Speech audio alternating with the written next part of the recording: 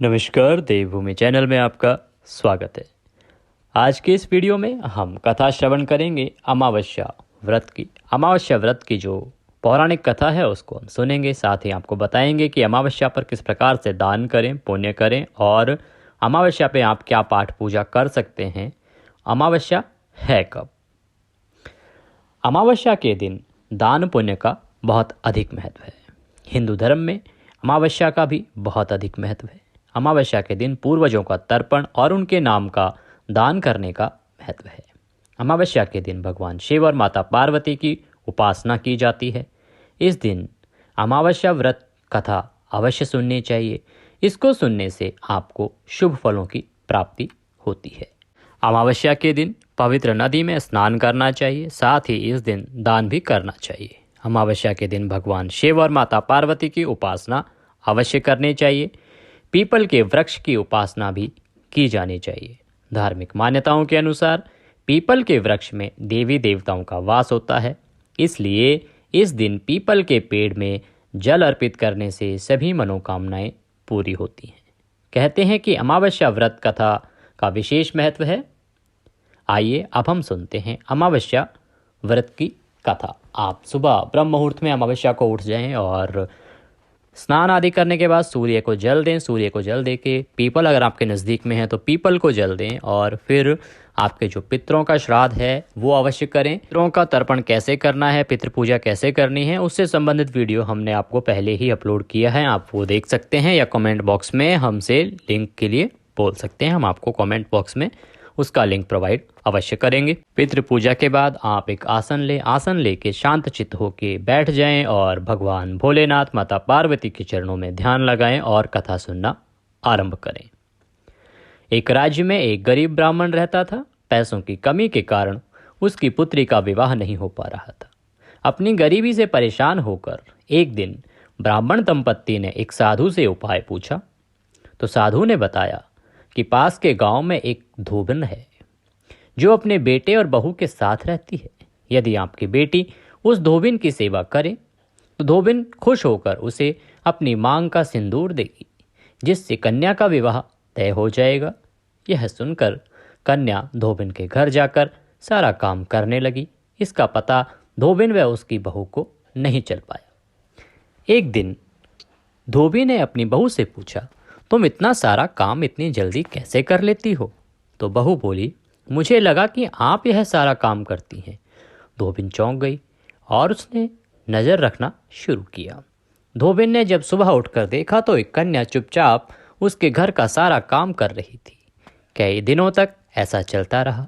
एक दिन धोबिन ने कन्या से कारण पूछा। कन्या ने साधु द्वारा कही सारी बात धोबिन को कह दी।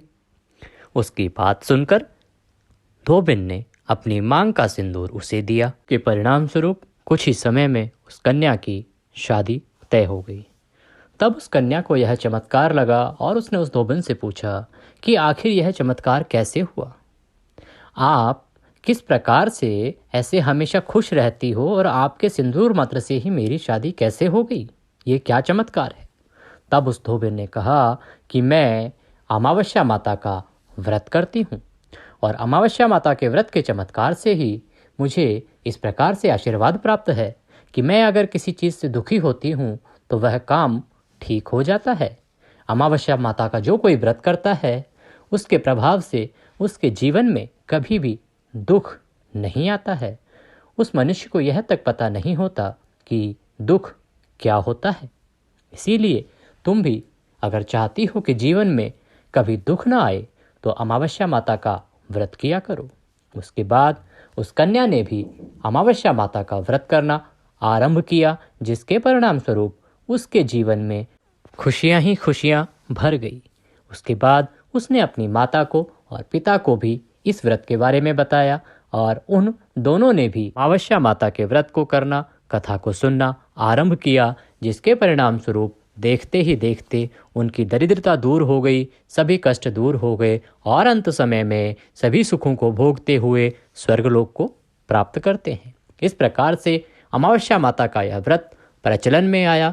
जो कोई इस व्रत को करता है, कथा का श्रवण करता है, अमावस्या माता के आशीर्वाद से उसके सभी दुख दूर हो जाते हैं।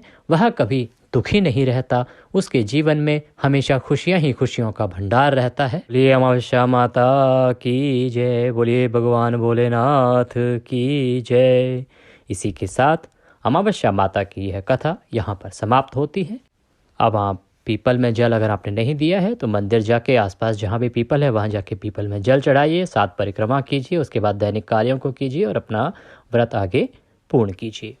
बात आती है कि अमावस्या का जो व्रत है वो कब से आरंभ किया जाना चाहिए, कितने व्रत करने चाहिए। अमावस्या का जो व्रत है वो सबसे उत्तम होता है अगर अमावस्या शुक्रवार को पड़ रही है तो। जब भी कभी शुक्रवार को अमावस्या हो तो आप अमावस्या व्रत करना आरंभ करें, यह उत्तम है।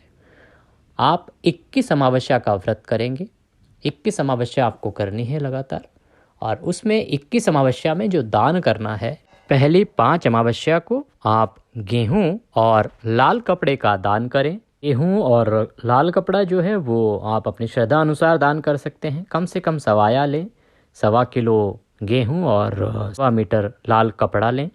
इसके बाद अगली जो 5 अमावस्या हैं उसको मूंग दान करें, साबुत मूंग का दान करें। और उसके जो अगली 5 अमावस्या होंगी उन अगली 5 अमावस्या को आप चने का दान करें। इस प्रकार से 15 अमावस्या हो गई। फिर जो अगली 5 अमावस्या होंगी उसको आप मक्के का दान करेंगे। इस प्रकार से 20 अमावस्या का व्रत पूर्ण हो गया। अब जो 21वां व्रत होगा, आखिरी व्रत होगा, उस दिन आप चावल का दान करेंगे।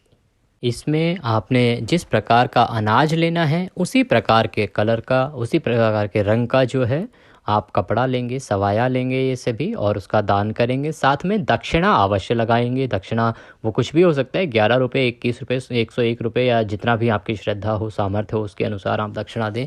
हो सके तो किसी ब्राह्मण को भोजन अवश्य कराएं, और अगर भोजन नहीं करा पा रहे हैं तो आप दान अवश्य करें। जिस दिन आप व्रत कर रहे हैं उस दिन गाय को हरा चारा खिलाएं। इस प्रकार से आप 21 अमावस्या का व्रत करें।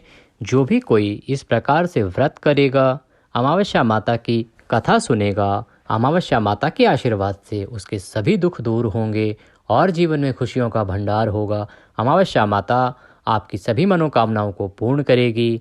इसी आशा के साथ अगर आपको वीडियो अच्छा लगा हो तो वीडियो के कमेंट बॉक्स में ओम नमः शिवाय, जय अमावस माता लिखना ना भूलें। इससे अमावस माता का आशीर्वाद आपको अवश्य ही प्राप्त होगा। और चैनल को अगर सब्सक्राइब नहीं किया है तो उसको सब्सक्राइब ज़रूर कर लें, और उसके साथ में जो बेल आइकन, एक घंटे का निशान होता है, उसको ज़रूर दबाएं। इससे क्या होगा कि जो भी कोई वीडियो हम आपके लिए डालेंगे वो उसका नोटिफिकेशन आपको मिल जाएगा, उसकी जानकारी तुरंत आपको मिल जाएगी। तो उससे आपके पास सभी इन्फॉर्मेशन टाइम से पहुंचेगी। कौन सा व्रत कब है, कैसे पूजा करनी है, कैसे नहीं करनी है, किन चीज़ों से बचना है, ये ऑथेंटिक जो सही जानकारी है वो हमारे द्वारा प्रदान की जाती है। क्योंकि यहाँ पर जो भी जानकारी है वो शास्त्रोक्त होती है। हमारे जो विद्वान हैं वो पंचांग के अनुसार आपको सभी जानकारी प्रदान करते हैं और उसी के अनुसार आपके सभी समाधान किए जाते हैं। आपके जीवन में कोई भी समस्या है तो आप हमारे ज्योतिष केंद्र पर भी संपर्क कर सकते हैं। आप कमेंट बॉक्स में लिख के आप हमारे ज्योतिष केंद्र के जो परामर्श और संपर्क के सूत्र हैं उनका नंबर या जानकारी ले सकते हैं। आपको जानकारी प्रदान कर दी जाएगी। आज के इस वीडियो में अभी के लिए इतना ही। अगले वीडियो में फिर होगी आपसे मुलाकात। तब तक के लिए जय अमावस्या माता।